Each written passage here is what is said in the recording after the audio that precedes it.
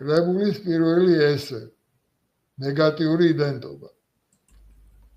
რუსული სამყარო თანამედროვე რუსეთის მთავარი იდეაა, ხოლო მისი გაფართოება სახელმწიფოს მთავარი მიზანი.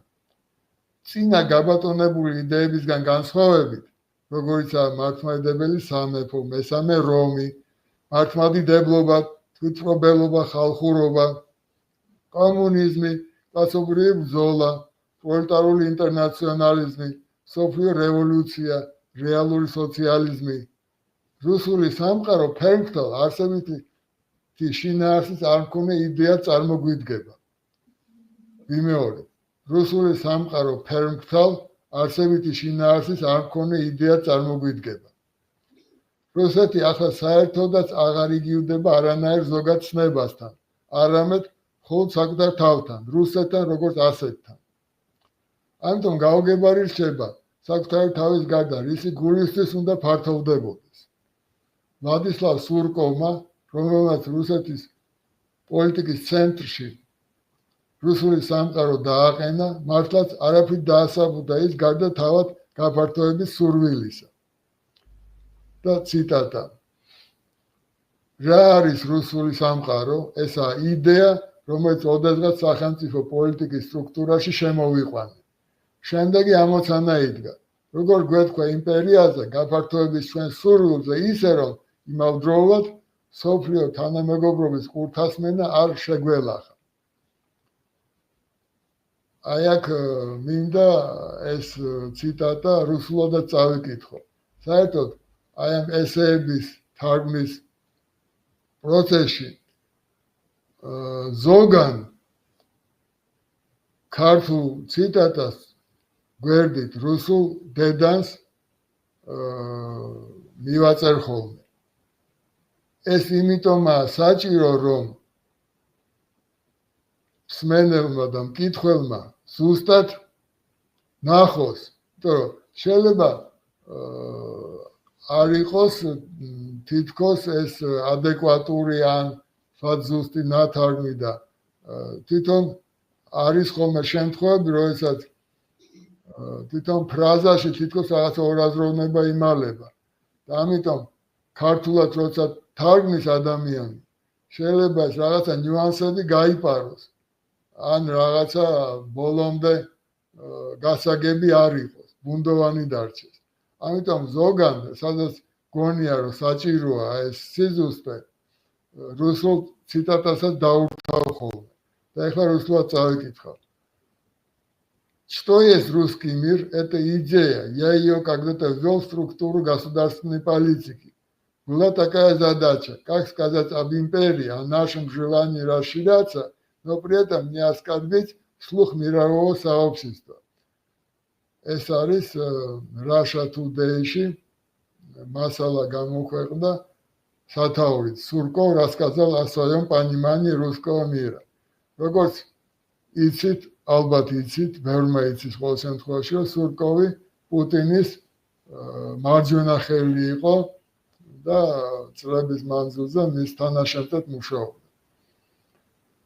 სხვათა შორის, როგორც ვიცი, სურკოვი წარმოშობით ჩეჩენია, რაც არ უნდა უცნაური იყოს. სურკოვის რომანის სახელწოდების ნულოვანების, რუსულად ქვია ოკოლონალა, 2009 წელს გამოვიდა და გამოქვეყნდა ფსევდონიმით ნატან დუბავიცკი. გამოყენებით, ამ სათაურის გამოყენებით, შეიძლება ითქვას, რომ რუსული სამყარო მის მიერ სწორედ ასე განისაზღვრება, როგორც მბრუნავი და გაფართოებადი ნული.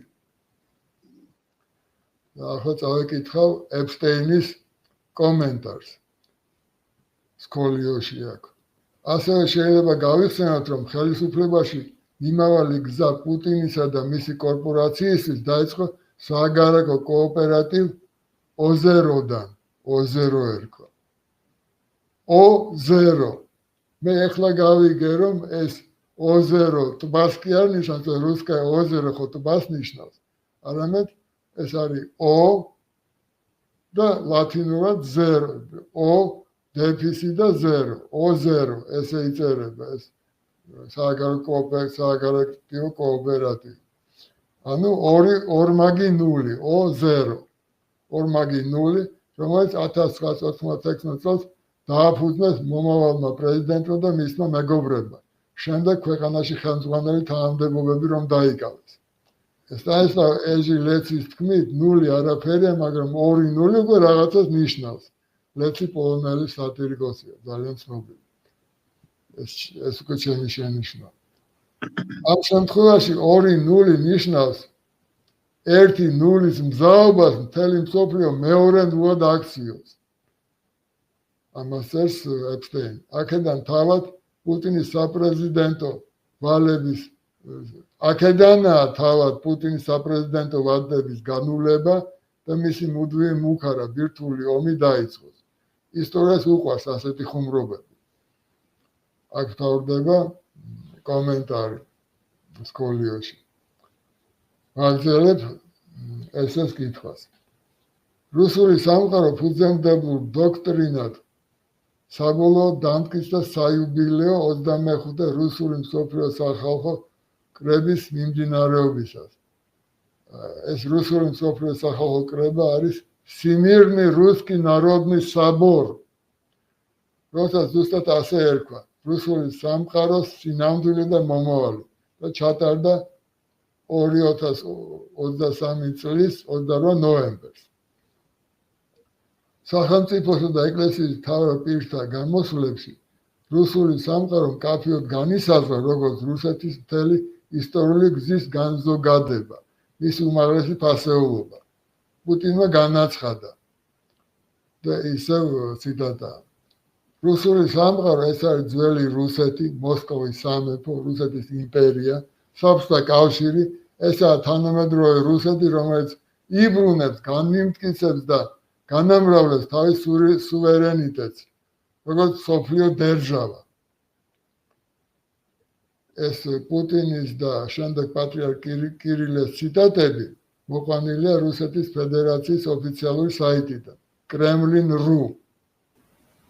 პრეზიდენტს ერთი სიტყვისას არ უთქვამს, რომ წმინდა რუსეთის ამ ისტორიულ ფაზებსა თუ ჰიპოსტასებს შორის უსასტიკესი ნგრევა თუ უარყოფაა ძევს, რომ მოსკოვის სამეფო გამოვიდა ოქროს ურდოდან, რომელმაც ძველი რუსეთი დაამხო, რომ რუსეთის იმპერია წარმოიშვა პეტრეს რეფორმებიდან, რომელმაც მოსკოვის სამეფო ამოაყირავა.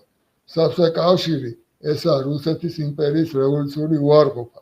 თანამედროვე რუსეთი კი საბჭოთა კავშირის ნანგრევებიდან წარმოიქმნა.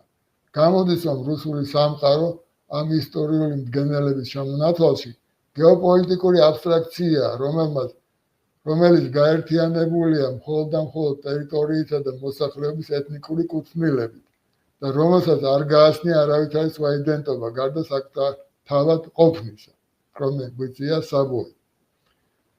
პატრიარქმა კირილემ, რომელიც პუტინის შემდეგ გამოვიდა, განაცხადა, რომ და ციტატა. რუსული სამყაროს ფორმულაში საკვანძო ცნება მისი საზოგადო მახასიათებელი ტრადიციაა. ციტატის დასასრული. მაგრამ კონკრეტულად რომელი ტრადიცია ამ ურთიერთგამომრიცხავი ტრადიციებიდან, იზოლაციის და ავტარკიის ტრადიცია თუ დასავლეთისადმი გასვლობის ტრადიცია, ოპისმიას ტრადიცია თუ განმანათლებლობისა, მესამე რომისა თუ მესამე ინტერნაციონალისა, საეკლესიო ტრადიცია თუ ათეისტური, ამ ყველა ტრადიციის გათანაბრების შედეგად რჩება ნულოვანი სიდიდე, რომელიც მხოლოდ და მხოლოდ უსასრულო გაფართოებისკენ ისრაფვის. შემდეგ პატრიარქმა კირილემ მოხაზა რუსული სამყაროს განშლა, რომელიც არც მეტი არც ნაკლები პაქს რომანას შეადარა, ანუ რომის იმპერიის იმდროინდელ თავცივილიზებულ სამყაროს. და ახლა ციტატა. მას ასე თავად რუსული სამყაროს ფორმულის შესახებ. ფორმულა შემდეგია.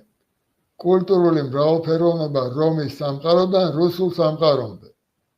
ზოგიერთ კულტურას ბუნებრივი ნაციონალური საზღვრებიდან გამოსვლა ახასიათებს და ეთნიკური კარშაკიდელობის გადალახვით თავად ხდება სხვა ხალხების განვითარების წყარო და გავლენას ახდენს მათ საზოგადოებრივ მოწყობასა და სულიერ ცხოვრებაზე. კულტურა, რომელიც წარსულში არაიშვიათად სამხედრო პოლიტიკური მეთოდების გამოყენებით ფართოვდებოდა, ცალკეული კულტურული არეალების კულტურული სამყაროების შექმნას იწევდა. ციტატის დასასრული. მთელი საზღვრება ამაზეა მიმართული, სწორედაც თვითმიზნური გაფართოება რუსული სამყაროს მიზანი და რა თქმა უნდა სამხედრო პოლიტიკური მეთოდების გამოყენებით. მათ გარეშე აბა როგორ გამოვა და არც ამდენად გამოსულა. და მართლაც რუსული სამყაროს გაფართოებას თუ კი შევხედავთ, მაშინ ვერანაირ შინაარსობრივ, რელიგიურ, სამხედროებრივ ან სოციალ-ეკონომიკურ მოტივაციას ვერ აღმოვაჩენთ. ის ქვეყნები, რომელთა მეშვეობითაც ეს სამყარო გაფართოებას ცდილობს, ჯერ საქართველო, მერკი განსაკუთრებით უკრაინა, თუ დავაკვირდებით, რუსეთისთვის თავისთავად რაიმე პრინციპულ უცხოს არ წარმოადგენს. სარწმუნოება მართლმადიდებლურია, ცხოვრების წესი კაპიტალისტური. ამ დაპირისპირების მიზეზი რომ განსაზღვროთ, რუსეთის სამყაროს რაიმე პოზიტიური თვისებებიდან კი არ უნდა ამოვიდეთ, არამედ სწორედ იქიდან, რასაც ის უარყოფს. და მაშინ აღმოჩნდება, რომ ეს სამყარო თავისი არსით ანტისამყაროა. ის მხოლოდ და მხოლოდ ნეგატიური ნიშან-თვისებებით განისაზღვრება, რომელიც თვითქმარი წინა იდეოლოგიების კრახის შემდეგ გახდა. რუსეთის თავისებურება 21 საუკუნეში ესაა წმინდა წრის ნეგატიური იდენტობის ფორმირება, საწინააღმდეგოდან გამომდინარე. ისტორიის ყოველი შემდგომი ფაზა ყველა წინას ახალ საზრს ანიჭებს. რუსეთის ახლანდელი ომი უკრაინასთან, ევროპასთან, დასავლეთთან სოციალ-ეროვნული იდენტობის იმ უარყოფით ნიშან-თვისებებს წარმოადგენს, რომლებიც წინათ ცვლადი სტრატეგიების ბურუში იმალებოდა.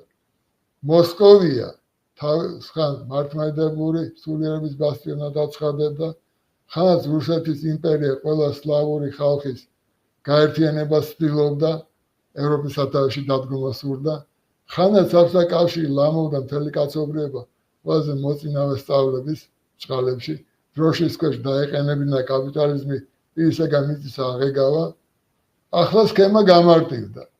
რუსეთი უჯულოებისა და ბურჟუების, კათოლიციზმისა და კაპიტალიზმის წინააღმდეგი კი არა, არამედ საერთოდ საზოგადო წინააღმდეგია. ისე როგორც ანტინივთიერება თავისი ფიზიკური ბუნებით ნივთიერების საპირისპიროა. ანტინივთიერების ბირთვი, რომელიც მეცნიერთა მიერაა სინთეზირებული, მხოლოდ თეორიულად თუ არ ვწდები, ეს ჩემი დანამატია. ანტიპროტონებისა და ანტინეიტრონებისგან შედგება, ხოლო ნივთიერებისა და ანტინივთიერების ურთიერთქმედებისას ორივე ანიჰილირდებიან, ნადგურდებიან.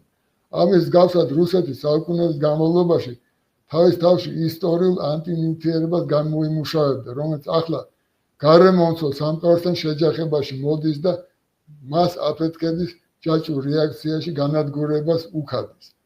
ათასწლეულების განმავლობაში მომხდარი ამ ყველა მეტამორფოზის შედეგად იდეალური შტორმის, ანუ ქარიშხლის სივრცე გაჩნდა ცარიელი ძაბრი თუ მორევი, ვარონკა, რომელიც ზომით მსოფლიოს ყველაზე დიდი ქვეყნის ტოლია და რომელიც ცდილობს შეისრულოს ყველაფერი, რაც მის გარშემოა. ის თავისი თავით კი არ განისაზღვრება, არამედ მხოლოდ იმით, რასაც უპირისპირდება. ანტიდრო, ანტიმომავალი, ანტიისტორია, ანტისამართალი, ანტისოციუმი, ანტითავისუფლება, ანტიყოფიერება. 2022 წელს რუსული სოციუმი მყისიერად ანტისოციუმად დაკრისტალდა, თუმცა ეს პროცესი ათასობით წელი გრძელდებოდა.